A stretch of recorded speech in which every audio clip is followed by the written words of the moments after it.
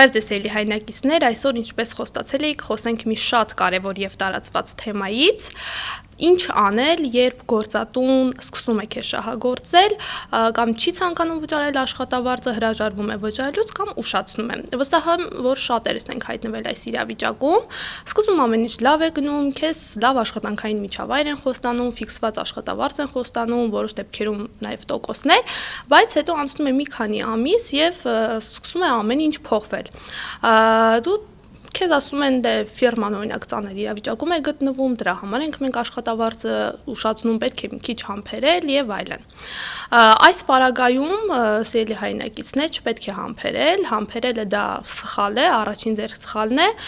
քանի որ դուք ունեք ձեր աշխատանքային իրավունքները եւ աշխատանքային իրավունքները պետք է պաշտպանվեն։ Նախ սիրելի հայրենակիցներ, ասեմ, որ յուրաքանչյուր ոք, ով աշխատում է, ունի աշխատանքային պայմանագիր ունենալու իրավունք, աշխատանքային պայմանագիրը ոչ թե ուղղակի թուղթ է, այլ իրավաբանական ուժ ունեցող փաստաթուղթ, որով գործատուն քեզ պարտավորում է ոչ միայն վճարել քո կատարած աշխատանքի դիմաց, այլ նաև ապահովել քեզ համար աշխատանքային նորմալ միջավայր, եւ եթե արդեն իսկ աշխատանքային պայմանագիր չկա, դա արդեն իսկ օրենքի խախտում է եւ դու կարող ես գործատուից պահանջել, որպեսզի քեզ աշխատանքային պայմանագիրը տրվի գրավոր։ Աշխատավարձը պետք է տրվի ժամանակին, ամեն ամիս պայմանագրով նշված օրվա վերջ, եթե գործատուն ուշացնում է քո աշխատավարձը, նա պարտավոր է նաև վճարել տուժեր, այսպես ասած,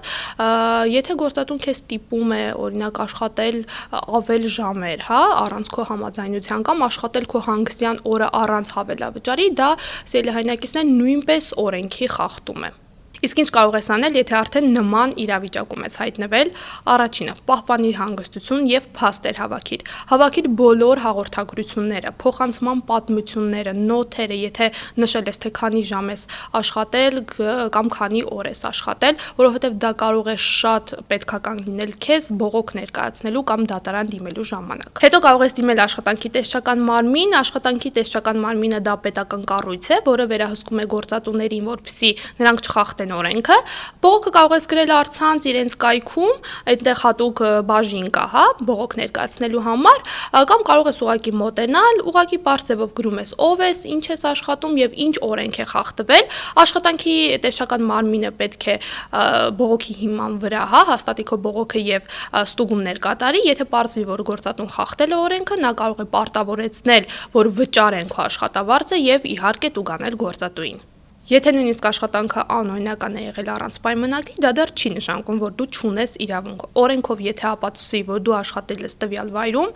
գործատուն պարտավոր է քեզ վճարել։ Եթե գործատունը անդադ չի արձագանքում, հրաժարվում է վճարելուց, դու արդեն կարող ես դիմել դատարան, դա արդեն հաջորդ փուլն է, բայց շատ դեպքերում հարցը դատարանի չի հասնում, տեսչական մարմինը, կարելի ասել, այս հարցը լուծում է։ Եվ վերջում ամենակարևորը՝ երբեք մի լռեք, որովհետև շատ գործատուներ հենց հույսը դնում են ձեր լռության վրա, իսկ դե աշխատողն էլ մտածում է մեկ է ասելուց ոչինչ չի փոխվում։ Հակառակը, լռելուց ոչինչ չի փոխվում, իսկ ասելուց ամեն ինչ փոխվում է։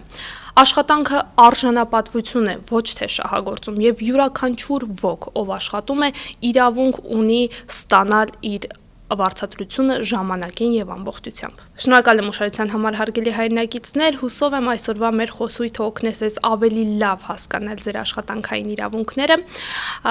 եւ վերջում մի մոռացեք, օրենքը ձեր կողքին է, ուղղակի պետք է հասկանալ ինչպես օգտագործել այն։ Իսկ մեր հաջորդ թեման կլինի այն մասին, թե ինչ անել, երբ դուք վարձել եք օրինակ բնակարան, բայց բնակարանի սեփականատերը խախտում է պայմանները եւ ուզում է ձեզ դուրս հանել